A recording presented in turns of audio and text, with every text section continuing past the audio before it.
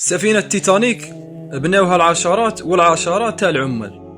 كي وجدت وبغات تقلع الرحلة الأولى تاعها من الإنجليز للأمريكان، شا قال لهم الملك تاع ديك السفينة؟ قال لهم كون ينزل الله وما يغرقهاش.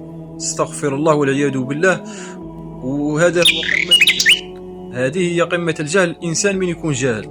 وسيدنا نوح عليه السلام السفينة بناها وحده السفينة بعد ما كان القوم تاعه يسخرون منه، كيفوتوا عليه هو يصنع في السفينة يسخرون منه. بناها في عز الصيف وفي عز الحر والقوم كانوا يسخرون منه. كي كمل السفينة ووجدها، الله عز وجل أمره باش يقلع. شا قال قبل ما يقلع سيدنا نوح؟ قال بسم الله مجراها ومرساها. شا صرا من بعد؟ السفينة الأرض قاع تعمرت ماء، قاع غرقت بالماء، كل شيء غرق إلا تلك السفينة نجاها الله عز وجل بإذنه تعالى. سمى العبرة عمرك لا تتحدى الله عز وجل باش ما في التالي ما تخسرش، باينة تاليزها باش ما يصرى لكش تاني كيما صرا اللي قبلك. المالك السفينة كيما مالك السفينة تاع التيتانيك والنمرود وهامان وفرعون والجماعة اللي قبله تحدى الله عز وجل وش صرا لهم.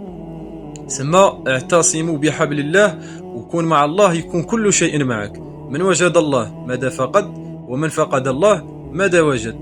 وانت اللي راك خايف على رزقك وخايف على المستقبل تاعك والمستقبل تاع اولادك وتخمم. الله عز وجل شا قال لك الله عز وجل بعد بسم الله الرحمن الرحيم؟ قل لن يصيبنا الا ما كتب الله لنا هو مولانا وعلى الله فليتوكل المؤمنون. هيا تهلا لي في روحك، تهلا لي في صلاتك وفي الشوابين، وتحياتنا. السلام عليكم.